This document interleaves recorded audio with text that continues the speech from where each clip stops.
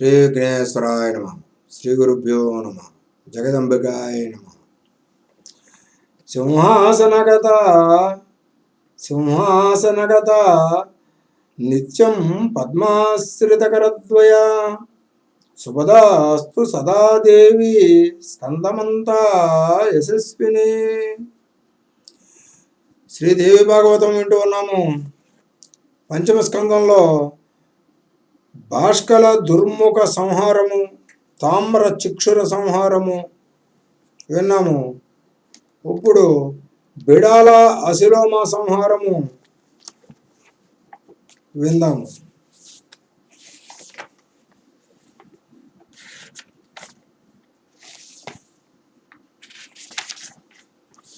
మహిషాసురుడు మండిపడ్డాడు.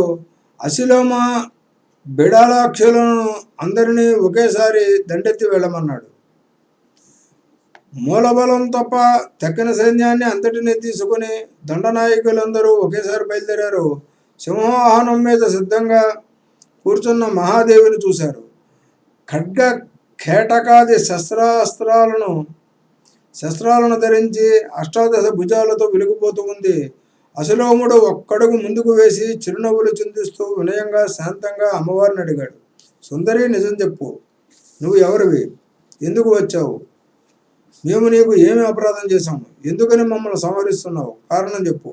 మా పొరపాటు ఉంటే సరిదిద్దుకుంటాము, సంధి కుదుర్చుకుంటాము. బంగారము, మణులు, రత్నాలు ఏవి ఎన్ని కావాలంటే అన్నీ ఇస్తాము. స్వీకరించి వెళ్ళిపో. ఈ పోరాటాలు చెప్పుకోవడాలు ఎందుకు చెప్పు. యుద్ధం సర్వసుఖాలను హరిస్తుందని పెద్దలు చెబుతున్నారు. అందుకైనా నువ్వు నువ్వు పరమ సుకుమారివి. పూలతాకిడినే తట్టుకోలేవు. శరాఘాతాలను ఎలా సహిస్తున్నావు? చాలా ఆశ్చర్యంగా ఉంది సుమా. యుద్ధం చేసే చాతుర్యం నీకు ఉంది, ఒప్పుకుంటాను. కానీ మనకున్న చాతుర్యాలు శాంతికి సుఖాలకి ఉపయోగించాలి, కానీ కయ్యాలకు కడగండ్లకు దారి తీయకూడదు కదా. ఈ ప్రపంచంలో ఎవరైనా సరే సుఖాలను వరిస్తారు, దుఃఖాలను తిరస్కరిస్తారు. నాకు తెలిసినంత వరకు సుఖం అనేది రెండు రకాలు: నిత్యము, అనిత్యము. ఆత్మజ్ఞానము నిత్య సుఖము, అది శాశ్వతము. భోగానుభవము అనిత్య సుఖము, ఇది వినోసాన్ముఖము.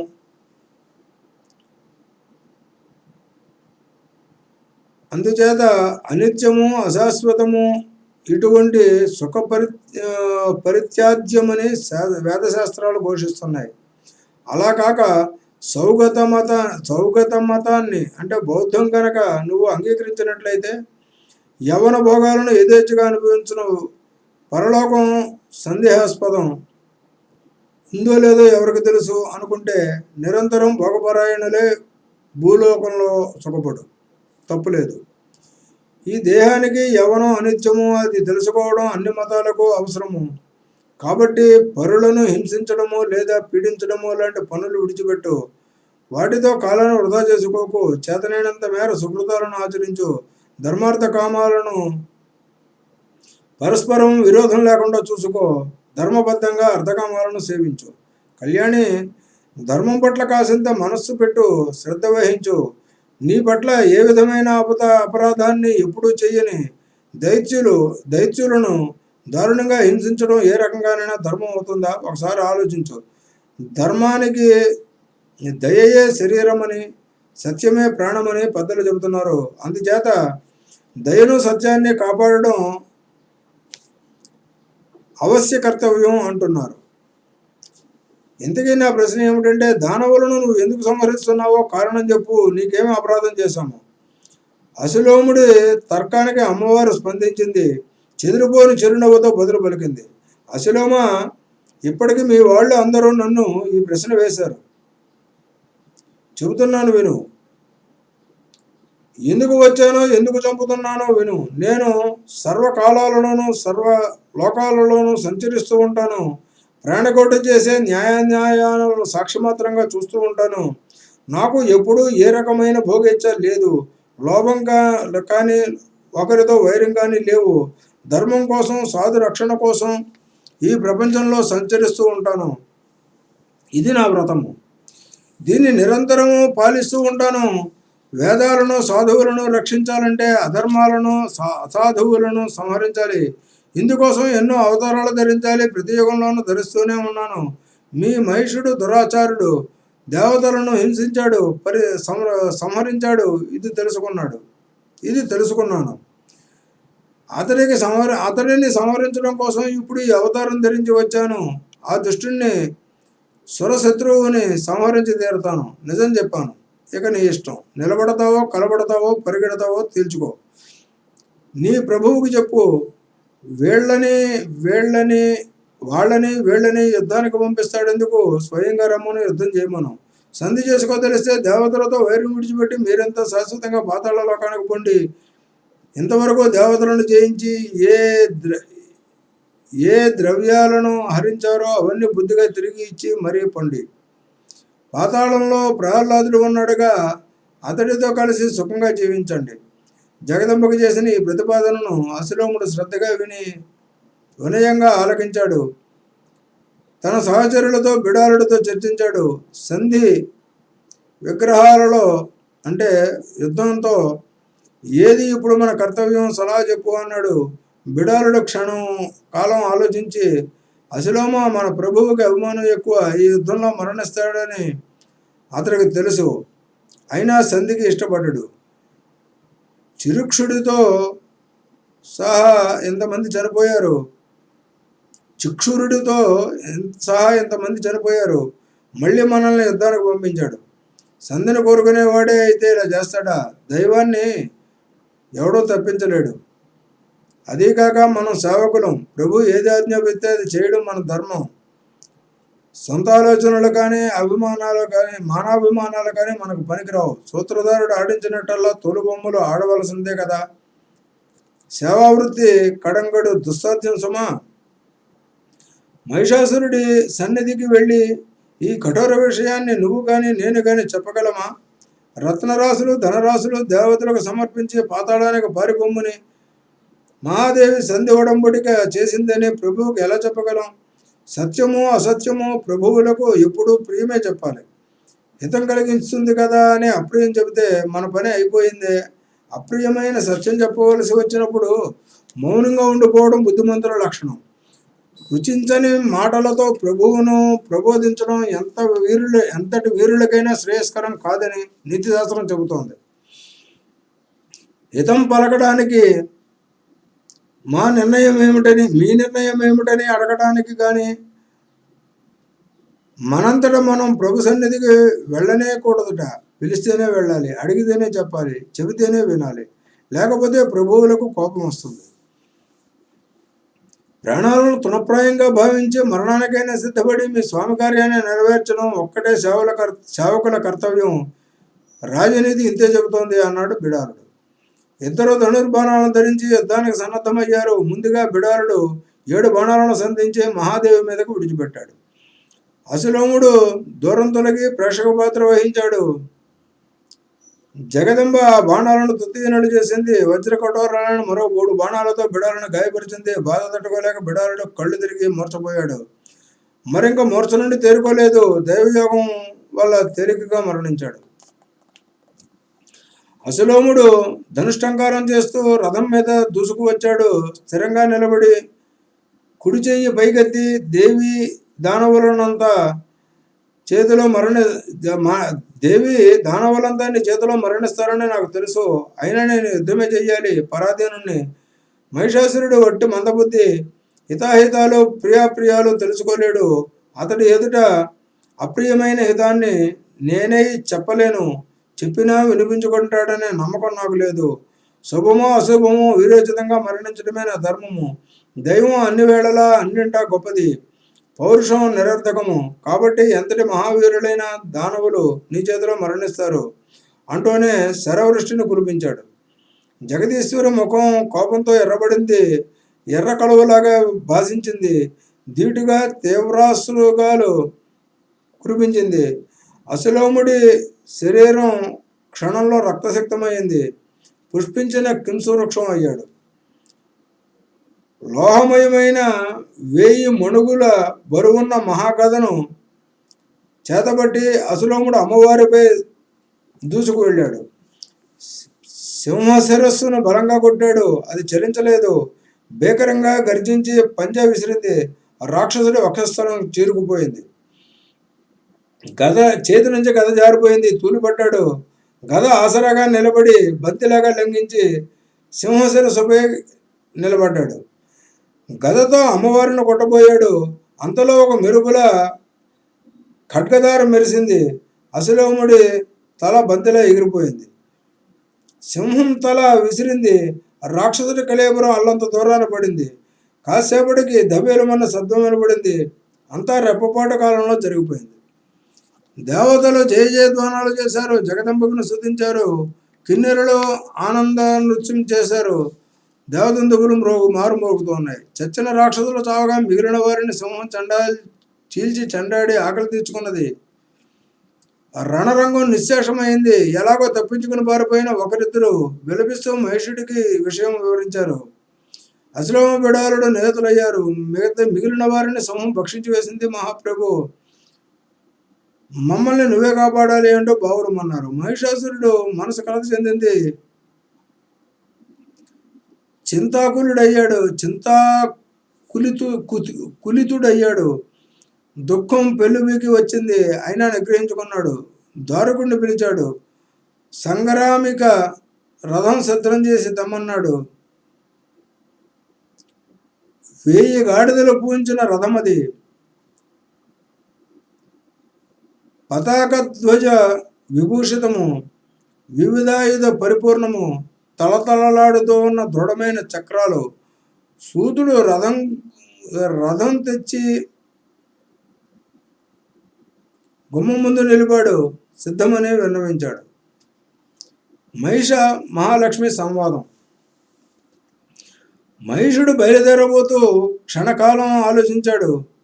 ఈ కొమ్ములు, ఈ ముఖంతో ఇలా వెడితే ఆ బాలామణి చూడగానే విమనస్క అవుతుంది. స్త్రీలను ముందుగా ఆకర్షించేది రూపం, అటుపైన చాతుర్యం. అంచేత సుందర మానవాకారంతో వెడతాను. చూడగానే ప్రేమిస్తుంది. నాకు ఆ రూపమే సుఖంగా ఉంటుంది. ఇంకా ఏ రూపమైనా ఏదో ఇరుకుగా ఇబ్బందిగానే ఉంటుంది అని ఆలోచించి సర్వాలంకార శోభితుడే, సర్వాయుధధారి, దివ్యాంబరాలను ధరించి మరో మన్మధుడా అనిపించేలాగా రూపం మార్చుకొని బయలుదేరాడు. కేయూర రత్నహారాలను సవరించుకుంటూ రథం అధిరోహించి కూర్చున్నాడు. రాక్షస సైన్యం మొత్తం మూలబలంతో సహా అతడి వెంట కదిలి వెళ్ళింది. మహాదేవి అల్లంత దూరంలోనే అతడిని చూసింది. మానవ రూపంలో వచ్చి దానవనాథుడిగా గుర్తించింది. దిక్కులు పికటిల్లేలాగా శంఖం పూరించింది. ఆ ధ్వనికి దేవదానవ మానవులు అందరూ విస్మయం చెందారు. మహిషాసురుడు మాత్రం బెదరలేదు. నిబ్బరంగా రథం నడుపుకుంటూ దేవి సమీపానికి వచ్చాడు. నవ్వులు ఒలకబోస్తూ సంభాషణకు దిగాడు. దేవి, ఈ సంసార చక్రంలో ఆడది కానీ మగవాడు కానీ ఎప్పుడు సుఖమే కోరుకుంటాడు. సుఖం అనేది కలయికలోనే కలుగుతుంది. ఒంటరిగా ఉంటే ఎవరికి ఏ సుఖము లేదు. కలయికలు బహువిధాలు. వాటి గురించి నాకు తెలిసింది చెబుతాను, ఆలకించు. స్వభావ సిద్ధమైనది సంయోగాలు, ప్రీతిహేతుకమైన సంయోగాలు అని స్థూలంగా కలయికలు 2 విధాలు. వీటిలో ముందుగా ప్రీతిహేతుకాలను చెబుతాను, గ్రహించు. తల్లిదండ్రులకు బిడ్డలతో కలయిక ఉత్తమోత్తమము, అత్యంత ప్రీతిదాయకము, ఆనందదాయకము. తోబుట్టువులు కలుసుకోవడంతో ఉండే ఆనందం దాని తర్వాతది కనుక మధ్యమము. ఉత్తమ సుఖాన్ని ఇస్తుంది కనుక ఉత్తమమని, తక్కువ ఆనందాన్ని ఇస్తుంది కనుక మధ్యమమని విభాగము. విభిన్న మనస్తత్వాలు కలిగి విభిన్న వ్యావృత్తులు కలిగిన ఏదో ఎక్కడో ప్రసంగవశత్తు కలిసి విడిపోయేవారు పొందే ఆనందం కనిష్టము.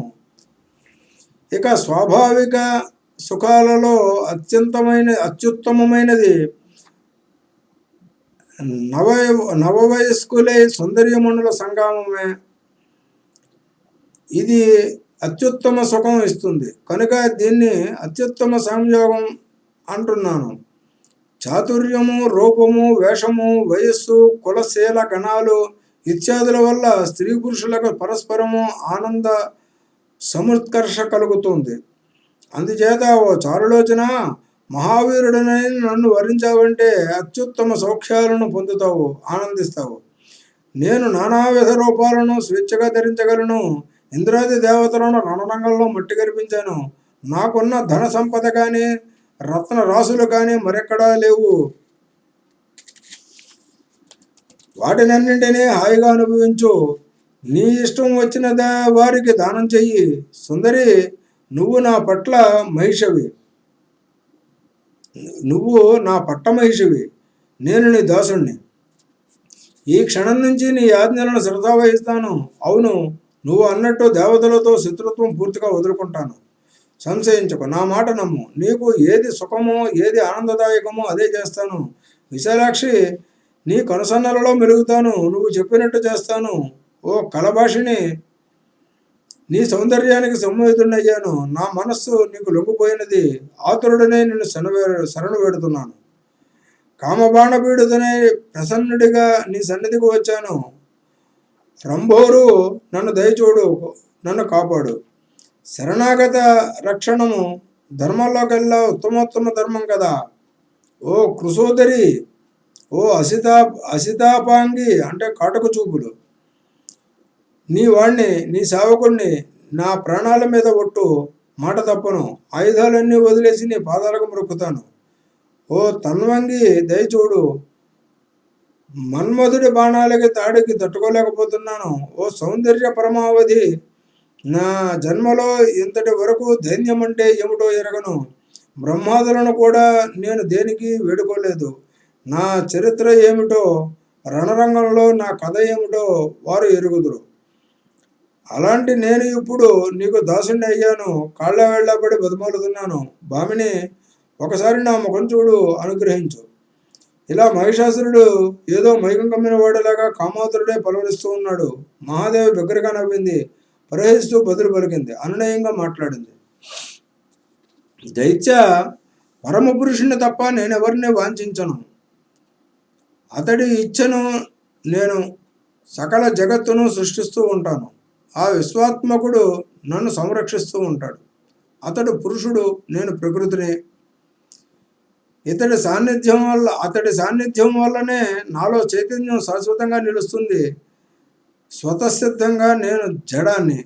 అయస్కాంతము ఇనుములో కదలిక తెచ్చినట్లు ఎప్పుడూ నేను చైతన్యపరిచేది అతడి సాన్నిధ్యమే. శరీర సుఖాల పట్ల నాకు ఏనాడు కోరిక లేదు, ఉండదు. ఇవి ఏవి ఎరగని మహామూర్ఖుడుగు నువ్వు. నన్నొక మామూలు మహిళగా భావించి సంగమ వాంఛిస్తున్నావు. వెర్రివాడ, అసలు మహిళ అంటేనే పురుషుడికి శృంఖల. ఇనప సంకెళ్ళనైనా విడిపించుకోవచ్చును, కానీ మహిళాబద్ధుడికి మాత్రము మోక్షం లేదు. అయినా మూత్రాగారాన్ని సేవించడానికి ఎందుకు ఎంత వెంపర్లాడుతున్నావో నాకు అర్థం కావడం లేదు. ఎంత మందమతివి. శమం అలవరుచుకో. శమం వల్ల శాంతి సుఖమును. నారీ సంగమం సుఖప్రదం కాదు, మహా దుఃఖదాయకం. గుర్తించు, మోహం వదిలించుకో. అసుర, దేవతలతో వైరం విడిచిపెట్టి పాతాళానికి పారిపో. నీకు జీవించాలనే కోరిక ఉంటే ఇది ఒకటే మార్గం. లేదంటే ధనుసు ఎక్కుపెట్టు. నేను బలియేసుని, నిలిచి యుద్ధం చెయ్యి. దేవతలు అందరూ కలిసి నన్ను పంపించారు. కేవలం నిన్ను సంహరించడానికే వచ్చాను. ఇది సత్యము. నీ మాటల్లో కనిపించిన సౌహృదయానికి సంతోషించి నీకు ఈ అవకాశం ఇస్తున్నాను. పాతాళానికి పోయి ప్రాణాలు దక్కించుకో. అక్కడ ప్రహ్లాదులతో కలిసి యథేచ్ఛగా జీవించు. 7 మాటలు పలికితే చాలు, సజ్జనులు దాన్ని మైత్రిగా భావిస్తారట. అందుకని నిన్ను విడిచిపెడుతున్నాను. బతకాలనుంటే పాతాళానికి పారిపో. చావాలనుకుంటే సుఖంగా యుద్ధం చెయ్యి. నిన్ను సంహరించి తీరుతాను. ఇందులో ఏ సందేహమూ లేదు. అమ్మవారు ఇంతగా చెప్పినా మహిషాసురుడిలో మార్పు రాలేదు. కామమోహితుడు. కన్ను కనుక వాక్చాతుర్యం వెలగబెడుతున్నాడు. పద్మముఖి, నవయవనంలో ఉన్నావు. సర్వాంగాలలోనూ సౌందర్యం ఉట్టిపడుతోంది. పువ్వు సోకినా కందిపోతావేమో అనే అన్నంత కోమలంగా ఉన్నావు. నిన్ను సంహరించాలంటేనే నాకు చేతులు రావడం లేదు. ఏదో తెలియని భయంగా బెంగగా ఉంది. లోకపాలకులను జయించాను, ఇంద్రుని జయించాను, హరిహరులను జయించాను. నీకు నాతో యుద్ధమా? పద్మాక్షి, ఎందుకు ఇలా నన్ను ఇబ్బంది పెడతావు? వద్దు గాని, నేను నచ్చితే వివాహం చేసుకో, లేదంటావో వెళ్ళిపో. ఎక్కడి నుంచి వచ్చావో అక్కడికి వెళ్ళిపో, అంతే. నేను నిన్ను పరిమార్చను. ఎందుకంటే నీ మీద స్నేహం పెంచుకున్నాను కనుక హితం చెప్పాను, శుభం పలికాను. వెళ్ళిపో, హాయిగా వెళ్ళిపో. నీలాంటి అందగత్తెను సంహరిస్తే కడకు నాకు మిగిలేది ఏమిటి? అది ఏమైనా కీర్తికరమా, శోభాకరమా? మహిషాసురుడు అంతటి మహావీరుడు ఒక మహిళను సంహరించాడు అనే అపకీర్తి నాకు వద్దు. పైగా స్త్రీహత్య, బాలహత్య, బ్రహ్మహత్యలు మహాపాతకాలు, ప్రాయశ్చిత్తం లేని మహాపాపాలు నాకు వద్దు. చంద్రాస్య, నిన్ను ఈ క్షణంలో ఇంటికి తీసుకుపోగలను, కానీ అలా చెయ్యడం నాకు ఇష్టం లేదు. బలాత్కారంలో సుఖం లేదు. అందుకనే ఇంతగా చెబుతూ ఉన్నాను. వినయంగా పలుకుతున్నాను, ప్రాధేయపడుతున్నాను. అళినీలక, స్త్రీ లేనిదే పురుషుడికి సుఖం లేదు, పురుషుడు లేనిదే స్త్రీకి సుఖం లేదు. ఇద్దరూ కలిస్తే సుఖానుభవం, విడిపోతే దుఃఖానుభవం. నువ్వు అందగత్తెవు, యవ్వనంలో ఉన్నావు, సర్వాలంకార శోభితమై ఉన్నావు, అన్నీ బాగానే ఉన్నాయి, కానీ ఒక్క చాతుర్యమే లేకపోయింది. అందుకే నిన్ను వద్దంటున్నావు. భోగాలకు దూరంగా ఉండాలని, సుఖాలను అనుభవించకూడదని నీకు ఎవరు ఉపదేశించాడో కానీ గొప్పగా మోసం చేశాడు. వాడు నీ ప్రథమ శత్రువు. ఎప్పటికైనా తెలుసుకో, కళ్ళు తెరు. అనవసరమైన పట్టుదలలు విడిచిపెట్టి, సుందరి, ఎక్కడైనా సుఖపడు, నన్ను వివాహం చేసుకో. అది నీకు సుఖము, నాకు సుఖము. విష్ణుమూర్తితో లక్ష్మీదేవి, చతుర్ముఖుడితో సరస్వతీదేవి, రుద్రుడితో పార్వతీదేవి, ఇంద్రుడితో సత్యదేవి ఎలా సుఖపడుతున్నారో చూడు. పతి లేనిదే ఏ పడతకి సుఖం లేదు. ఈ మాత్రం తెలుసుకోలేకపోతున్నావు. అవును, ఇంతకీ మన్మధుడు ఏమైనట్టు? 5 బాణాలు ఉన్నాయి కదా వాడికి. వాటితో సున్నితంగానైనా నిన్ను కొట్టి నిన్ను బాధించడం లేదా? మందమతి మర్చిపోయాడు కాబోలు. లేదంటే నాలాగే వాడు నీ పట్ల దయామయుడు అయ్యాడా? అబలవు కదా అని నిన్ను విడిచిపెట్టి నాతో గట్టిగా వైరం పెట్టుకొని ఆ దుష్టుడు అన్ని బాణాలు నా మీదకే వేస్తున్నట్టున్నాడు. అదీ కాకపోతే నా శత్రువులైన దేవతలు అతన్ని నీ మీద బాణాలు వేయకుండా వారించారు. ఇది నీకు ప్రస్తుతం బాగానే ఉంటుంది, ఆనక పశ్చాత్తాపడతావు. దేవతలు సుఖ విద్వాంసులని త్వరలోనే గ్రహిస్తావు. అప్పుడు అయ్యో, మహిషాసురుని తిరస్కరించారని బాధపడతావు. వెనకటికి మండోదరి ఇలాగే చేసింది. అనుకూలుడైన పతిని విడిచిపెట్టి తర్వాత ఒక శఠుణ్ణి పెళ్ళాడి ఏ సుఖానికి నొచ్చుకోక కామార్తెయే పరితపించింది. తలోదరి, నువ్వు అలాగే అయిపోతావేమో అని నా భయం.